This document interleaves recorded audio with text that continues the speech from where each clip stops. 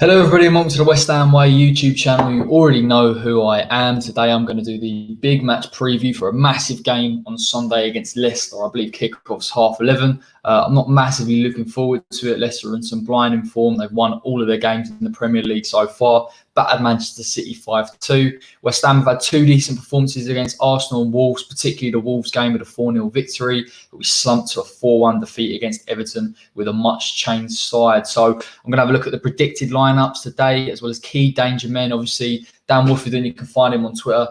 He's provided the stats. Obviously, it gives a real decent insight into these types of players and really seeing where their strengths lie and sometimes where their weaknesses lie. But let's get into it. Let's look at Leicester's team. This is what I've gone for in terms of the predictions. Kasper Schmeichel, needless to say, he'll start. A fantastic keeper, commanding in the box, great shot stopper. He's going to be difficult to get past. I'll be looking more at the defence from set pieces in terms of creating chances and trying to get past Kasper, but a great keeper, and really the longevity of the level that he's been at shows how good he is. I've gone for at left wing back. James Justin has deputised there since Ben Chilwell's left. James Justin's going to get forward a lot. He's a natural wing back for me. Not as good defensively as I would anticipate. I think he's someone we can target, particularly from good deliveries into the box. But certainly going forward, he's dangerous. He's going to look to link up with Harvey Barnes down that left-hand side. Daniel Amati is probably going to start at centre-back. He filled in on Sunday. He's really a defensive midfielder. But he did okay against Manchester City. Obviously, they got that victory, which was important. For me, where Leicester's weaknesses lie is more of a tactical scenario as opposed to player quality. But he looks strong. He's a big physical presence in there. And I think they're going to start with at least a back three. Johnny Evans. I've got a lot of time for Johnny Evans. I think he's a really composed defender. Obviously, he's been at West Brom. Maybe he didn't get the plaudits that he deserved, but Leicester snapped him up for what, £3 million. He does a decent job, doesn't he? He fits Roger's system. He can play out from the back. He's good physically. He's just a really composed and complete defender. I think he lacks a little bit of pace, but similar to us, if you've got bodies around him and support around him, he should do absolutely fine. It's going to be interesting seeing that battle between particularly him and Antonio. I think Antonio might have the beating of him. I'd like to see Bowen as well getting behind and cause him a few problems. But again, you run into this guy. I've been massively impressed with this guy since he's come to the Leicester side. Obviously, Harry Maguire left last summer for 80 million. This guy's just slotted in. He's fantastic in the air. He's quick. He's aggressive. His positional sense is very good. The only rare moment I've seen from him in terms of a lack of composure is obviously against Bournemouth when he got sent off. But he's great in the air. He's a leader at the back. He's their key man. He keeps that defence together. So yeah, not looking forward to playing against him. Let's hope he's a little bit too aggressive, gets pulled out of position, and West Ham can particularly use the likes of Antonio and Bowen to get in behind. This has been a revelationary signing really for Leicester. Obviously, Chilwell's gone, Justin's moved to the left-hand side, and Castagna they've brought in as a right wing-back. I believe he'll play that. He's very advanced. At Atalanta, they played a high-pressing game, and he found himself in a lot of positions in that final third. I'll go through the stats with him, but he's added a lot to his game, particularly this season. You can see it already, the link-up with Jamie Vardy and Harvey Barnes, providing that width on that right-hand side. I mean, obviously providing the all-important delivery to the attacking players. I don't know too much about him defensively. I don't think he's been troubled as much as potentially as I would have seen before. I don't know too much about the player, but again, he's going to be a threat down that left-hand side for West Ham. In particular, if he's going at CRESSWELL and CRESSWELL gets pushed out of position, he's going to really have to work hard to send him wide, to stop him from cutting in and getting a decent delivery in the box, because I do believe he's one of their main contributors, and I think we'll see that in particular this season. Papi Mendy's come in, and Ndidi's obviously injured. Ndidi actually played centre-back for a long period of time. He's now got injured, and Mendy's still retained his place as a holding midfielder. Particularly against Man City when they played the low block, he was really important in just breaking up the play, particularly when you've got the likes of De Bruyne trying to find space and trying to create. I don't think West Ham's game will be to go down the middle. I don't think we're going to see a number 10 in there for West Ham, particularly with a 3-4-3. So I'll be interested to see how Mendy operates, whether he'll push up a little bit higher than we're used to seeing. Maybe Leicester will try to turn the screw a little bit. Again, he's going to look for those wing-backs as soon as he can, really. And when you watch Leicester play, they try and play in triangles. So hopefully, obviously when they're moving up a little bit and they're trying to operate together, he leaves that space in behind. And I would expect the likes of Tommy SOUCEK, potentially with that box-to-box athleticism that we've seen from him, to get at him, to get him behind, and to create some space, which is going to be tricky because, albeit Leicester aren't the best defensively, there's a lot of numbers, there's a lot of bodies in there, very similar to how West Ham will defend. I really rate this guy. I was absolutely gutted when we didn't go for him because I think as a creative talent, he's top draw. His long-range shooting, in fact, his free kicks, his creativity, his dribbling, he offers a lot. I mean, people often compare him to Jack Grealish. Obviously, I think Grealish is a little bit more, I think he's a bit stronger than Maddison, but obviously we saw Maddison's quality against Man City, that beautiful finish for their fourth. He's coming back into fitness. He played in that second half. I imagine that Brendan Rodgers is going to bring him in. It's going to be a difficult job, in my opinion, for the likes of Rice and SOUCEK to pin this guy down because he can drift past players. But I do trust Rice in particular to do a bit of a number on him. It's a question, though, with Leicester. It's about being defensively organised, not pushing out, not being too aggressive. Because if you leave space in behind, they've got the wing backs to find on either flank. And then you've obviously got Harvey Barnes and Jamie Vardy, the likes of Maddison. And this guy will find Youri Tielemans drop off in form after his loan spell at Leicester. Obviously, I spoke to Jamie from Leicester Fan TV, and he hasn't been at the races completely for last season, but he has come back into this season. You'll see him and Maddison. I'll put them as centre mids. Really and truthfully, they'll play almost as centre attacking mids. I think the most impressive element about Tielemans' play, obviously he's got a great shot on him, but it's his vision and his passing range. And I think he'll look for Castagna, he'll look for James Justin. He's got that little bit of quality that you need to break open defences. And obviously West Ham will sit deep, will play with three at the back, in my opinion. Obviously the two wing backs will cut in, and Rice and SOUCEK will be sitting. So Tielemans is the guy that you don't want to give too much of the ball to. Equally, you don't want to sort of leave off him and give him too much space because he will find some of other Leicester's attacking players, but I really rate him as a player. I think he can be got at, though. I think physically he's not the best. I think SOUCEK and Rice can do a number on both him and Maddison. But again, like I've said, aggressiveness isn't the strategy that I would go for, particularly in this game. Leicester fans will be throwing stuff at the laptop screen right now because I've put Harvey Barnes as a striker. Yes, I appreciate he comes off the left. But from everything I've seen from Harvey Barnes, particularly when Leicester are in that final third, he almost doubles up as that second striker to Jamie Vardy. He finds Jamie Vardy and links up very, very nicely with him, but he does offer them a more of an attacking threat in the box. Obviously not a physical presence given the fact he's a winger. He likes to cut in from the left. He's got great pace. He's got a decent shot on him. We'll see his goal contributions for Leicester last season. We're going to see this guy become a lot more prominent for me in the Premier League. He's obviously got a call up to the England squad this week. I really, really rate him. It's about really trying to stop Harvey Barnes and Jamie Vardy getting in behind because they can cause problems. Now, needless to say, Jamie Vardy, I mean, it gets better with age, and I hate to say it, obviously, as a West Ham fan, but he's an unbelievable player. His stats are ridiculous. I think it's 108 goals in the Premier League, and he's only really been in the Premier League for maybe the past 6 years. Unreal, and he was fantastic last season, particularly against Man City. He's obviously got, despite them being mostly penalties against West Brom and City, he's getting goals on the score sheet very early. And the problem is with that is once Vardy gets one goal, he tends to get two or three and build up a run of form and get into that rich vein. So he's going to be tricky. He likes to play on the shoulder. I think if West Ham can sit defensively and be organised, it will restrict him in terms of the space he can run into. However, I know West Ham do like to push up when we've got the ball onto that halfway line. If we don't play how we played against Everton,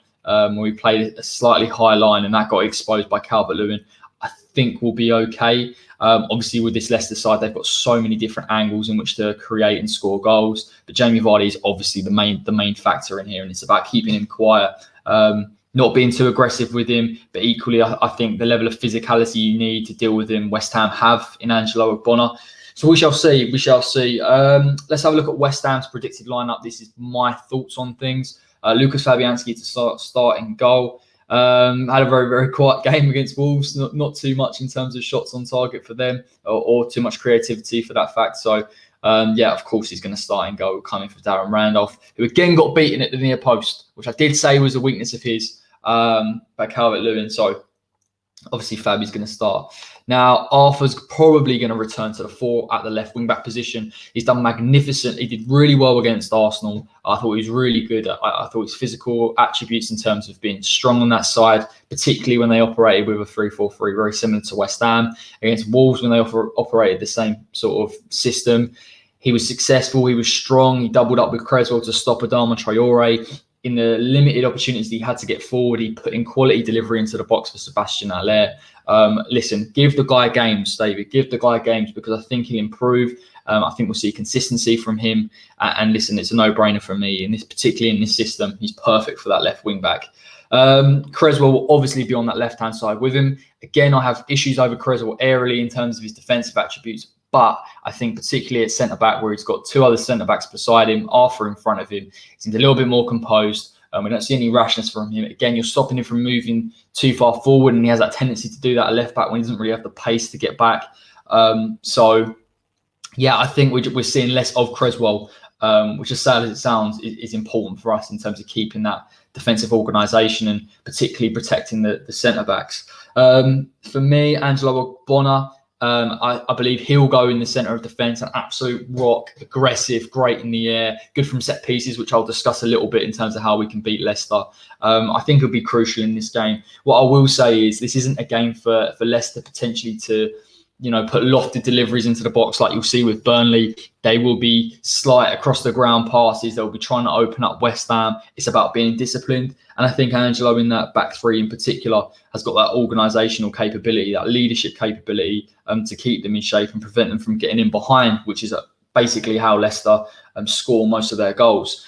Fabian Balbuena, I actually don't think he had that bad a game against Everton. I know, we looked a little bit out of our depth at centre-back. Obviously, Rice slotted in there with him. But I think, again, very, very similar to Ogbonna in the fact that he is aggressive, that he looks to push forward. I think the less we see of Balbuena trying to play out from the back like he did under Pellegrini, the more confident I feel with him. I think he's good in the air. Again, I would question his pace. Again, I would question potentially, can Vardy and Barnes get in behind? That's an issue. So that's why I feel the battle in particular for this game is really with Declan Rice and Tommy Soucek being disciplined, because I think Balbuena can deal with crosses. He can deal with the height of the ball from corners, but I question whether he can deal with Leicester when they start to overload, push Tielemans and Maddison forward, and then play with Castagna and Justin. But obviously he will start. Could be, and I stress this, could be a debut for Vladimir Koufal, right wing back. Very impressed with what I've seen from him. I'm going to do an interview on Monday with a Czech journalist to discuss his potential at West Ham and what he's shown before at Slavia Prague. Pushes really high, decent delivery, aggressive. I like that in a wing back. Obviously relinquish of that defensive duty, but obviously when West Ham are under the cosh, he is going to tuck in. What's impressed me most and what I understand the most about him is his work rate and his energy. It is important for this David Moyes side to get the players that fit within his system. And I think Koufal, Soucek, Bowen, there's massive work rate. And I do believe down that right-hand side where you've got someone like Koufal who non-stop working, big energy. It allows Bowen to just stay a little bit more advanced and affect the game more. And I just think West Ham need to keep our attacking players in the attacking third or there and thereabouts, because it's all right playing this system, but in terms of chance creation, you need to be able to hit teams on the counter. I think Koufal provides a little bit of security and actually support behind Jarrod Bowen, and a little bit better quality than we see from Fredericks. And I do feel a bit sorry for him because he has done well in the past 2 games, but Koufal could be an upgrade for me. Declan Rice, I'll talk about his stats. Massive game for him in terms of dealing with the threat of James Maddison and Tielemans. I think what we're seeing in this role is Declan's allowed to be a little bit more central, allowed to progress a little bit more and transition with the ball. When we're playing with a 4 at the back, you find he covers for Fredericks and Cresswell and they push too high. In this system, I think it benefits him in terms of moving forward. I do think he's going to have to be disciplined against Maddison and Tielemans. Don't give them too much space. Don't allow them to find the wing backs. But I've got absolute confidence in Declan Rice. He's a consistent performer. He's a 7 out of 10 each week, at least. And he put a brilliant performance in against Wolves. So I am looking forward to it. He does seem to be adding that progressive nature to his game, which is hugely important, particularly in the transitions. And obviously this man has formed a nice little partnership with Tommy Soucek, who from the air is one of the best players I've seen at West Ham in my lifetime. Even now, I think about it, you know, the leap on him, the threat from set pieces is phenomenal. I think even his late runs into the box, he becomes an attacking threat. And when we bought him, I think we thought we were getting a big physical presence. I don't think anyone really thought we were getting a box-to-box midfielder that could add goals to his game. I think he's got a good chance against Leicester of scoring, if I'm honest. I think if West Ham get corners, if we use MASUAKU and Kufal to get good delivery into the box, this man's late runs is going to cause all kinds of issues because Leicester, from deliveries, from set pieces, look weak. They've conceded all their goals this season from those positions. So I expect SOUCEK to be a massive threat. Unfortunately, I'm not going to dig him out because, like I always say, he's not a left winger. I think Fornals starts. And the more I look at it and the more I think about the options that we could play there, i.e. Felipe Anderson, I think the reason why Fornals plays there is purely because of work rate. There's no way Moyes can seriously believe he's a left winger. He doesn't have the pace, which is frustrating. But now, obviously, you've got Arthur behind him. You have got that security, particularly for CRESSWELL. It allows Fornals to stay a little bit more advanced. I think he got 2 assists against Wolves, so he's finding the players in Antonio and Bowen. Again, I'd like to see him play a little bit central. And if you were going to play, you know, Bowen and Antonio, you play them almost as strikers. Again, we can keep wishing it's not going to happen. But I believe he will start. I mean, Michail Antonio, let's just have a quick word on him. He's been brilliant. He's been absolutely a rock, really, for his past 6 months. I think he had a bit of a spell with injury, come back. The consistency of the bloke is phenomenal. I think if we can keep him fit, he's the biggest player for us, other than Declan Rice and SOUCEK for me. What we saw against Wolves, his ability to turn Romaine's size. He's got that pace. He's got that physicality. He creates space. Against Leicester, where I don't believe Castagna and Justin will sit deep at all. But I believe they've got, you know, big physical presences. Soyuncu, Evans, Amati at the back. Antonio's going to have to get at them early, try and stretch the play a little bit. So again, the perfect choice for this game, in my opinion. Jarrod Bowen's going to be high on confidence after his 2 goals. Of course, that fantastic finish against Wolves and that sort of rebounded effort from Pablo Fornals. Again, for me, no-brainer. It's just about him having that consistency in terms of goal scoring and, you know, the creation of other goals. I know he is influential in the overall play and his work rate's fantastic, but he did deserve a goal and I'm glad he got it. I think potentially with him, you know, you look at that right-hand side, Kufal now gives him the security and the support. You've then got the likes of James Justin, who I don't believe physically is the best. And I think Bowen can be problematic in that sense in terms of harrowing. I think if Justin pushes up too high and Bowen is able to exploit that, I think that's a clear opening for West Ham, and I would bank on both Antonio and Fornals to create issues and find space within the box, and SOUCEK to bomb on late to create chances for West Ham. So there are avenues for how West Ham can do it. It's really just about being disciplined for the majority of the game and then taking our chances when they present themselves. But listen, easier said than done. They're a phenomenal team, Leicester, all over the park. They'll get better this season when Ndidi comes back in as well. Obviously, Maddison's a huge threat for them. I genuinely hope Vardy's injured, but I doubt it. You know, knowing Vardy, he runs off, he's like a Duracell battery. He'll play whatever. So that's going to be tricky for us. Let's discuss the key dangermen for this game. Now, Harvey Barnes, 36 appearances last season, 16 direct goal contributions. This is what I'm saying.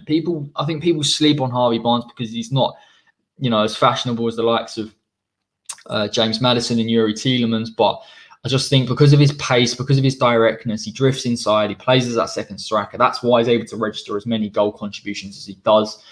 This season, I'm seeing a little bit more, I don't know how to put this, maybe a little bit more composure in front of goal, and he's registering goals and he's becoming a genuine goal threat. I am a little bit concerned about him because I think if Leicester can beat the organisation, if Kufal and MASUAKU push too high and all of a sudden you've got Castagna and Justin, Harvey Barnes is going to find space or he's going to work with Jamie Vardy to create that. And that's my biggest problem. I mean, even you see here, 27 shots on direct, on target, I think that means. Again, you know, he's a threat. He's a goal scoring threat. You know, he's efficient in terms of his shots on target. 37 dribble show as well that he's successful in terms of carrying the ball. There's multiple aspects to this player and I think within this Leicester system, he's given license to get forward at will, and he's just added end product to his game. And listen, he's improved massively since West Brom, and I'm slightly concerned he's going to affect West Ham. Even 154 midfield third pressures. if Leicester want to play a press against us, he's obviously going to be integral to that with Jamie Vardy. And so I think we've got to be organised, but equally we have to have a no-nonsense approach. You know, I know West Ham don't play out from the back, but I do know West Ham can push up to that halfway line and leave only 2 or 3 sort of sitting there. So it will be important for the likes of Declan Rice and Soucek to be wary of him, making the movement, making the runs. That back five, which what it could be, has to be organised. To prevent him from getting too many chances, because even if he doesn't score directly from them, he's going to find his good old pal Jamie Vardy. And I would have done stats on Jamie Vardy, but you know, needless to say, he's a fantastic goal scorer. He's direct, he's quick, he'll get him behind, he'll stretch defenders, he'll be a nuisance, even if he isn't scoring goals himself. So he's going to be a threat, needless to say. I'll talk a little bit about Timothy Castagne. Obviously bought him from Atalanta. I believe it was for around 25 million. These are his stats from last season. A little less in terms of direct goal contributions as I'd expect. I think he's nearly mirrored that stat actually already this season. He's playing in a system that suits his play, that allows him to almost play as a winger. 1,322 touches shows that he's an attacking player, that he's willing to get on the ball. He carries the ball very nicely as well. And even that's interesting for Atalanta. You know, 10 attacking, 3rd tackles. He presses high. That's part of his game. And I think West Ham, particularly after MASUAKU, has got a real problem on his hands. He isn't going to be as physical as Adama Traore, but the argument for me would be that in terms of his quality of delivery, is a little bit better. And his directness. He does sometimes tend to come inside as well. And maybe Harvey Barnes will drift out there if you're trying to move from the right into the left and cut in. Again, he's unpredictable. I think Arthur, in terms of pace, can match him. But again, he'll look to create space. He'll look to stay very high. And if you can get it behind Arthur, I think his quality of delivery will find the likes of Barnes and Jamie Vardy. Only 52 crosses, which is 4th. I mean, it's not too bad. I think, again, I haven't watched too much of Atalanta, so I can't really speak in terms of whether the system suited him or not. I think at Leicester, it suits him to an absolute T. He just seems to have license, particularly on that sort of halfway line. He's picked the ball up. He can run at people. And what you'll see as well from Leicester in particular when they get to that final third, if it's coming from the left, Castagne will come inside, will come into the box. It can be a goal threat. And obviously he has got a goal this season as well. So, albeit a very fortunate one. So, watch out for him. West Ham are going to have to be very, very disciplined around that left-hand side. Now, for West Ham, I've kind of already touched on it, but Tomas Soucek, you know, these are his stats from last season. Again, I think he's going to be really crucial from set pieces. Leicester do seem to have a bit of a weakness from there. 62 aerial duels won last season in only 13 games. I mean, that's phenomenal. 102 midfield third pressures in that same amount of time as well. It won't be a game for him to. I'm not saying he won't run into the box late, and I do think that that's a crucial part in terms of him latching onto deliveries. But I think because Mendy is playing as that pivot, it makes it a little bit more difficult for him to find that space. But I wouldn't rule him out winning an aerial duel, particularly from free kicks and corners, and potentially converting it as well. I think Soucek seems to have that knack as well of even if he hasn't come off him the first time, and maybe if he gets a nick off someone, he seems to find that space in the box. It will be congested. Obviously, they're probably going to play with 3 centre-backs, and obviously the wing-backs will fill in there as well. So it is going to be tough for him to find the space. It's not the most conventional game for Soucek to perform in. Again, in terms of his defensive responsibilities, and this will be interesting to see his relationship between Declan Rice and him, who goes and who sticks.